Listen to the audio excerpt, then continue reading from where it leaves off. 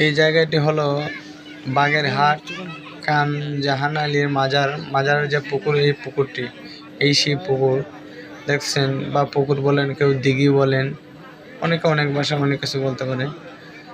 এই যে দেখতেছেন যে পুকুরটি বড়, বিশাল এক বড় পুকুর। এই যে পুকুর দেখেন কত মাছ, এগুলো মাছগুলো দেখেন মানুষে খাবার দিলে মানুষের সামনে চলে আসে মাছগুলো।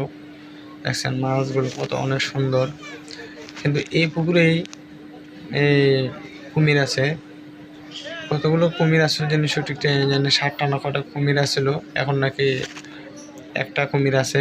এই কুমিরটা মাঝে মাঝে দেখা দেয়, মাঝে মাঝে পারে চাইতে আসে বা বেশি ওঠে।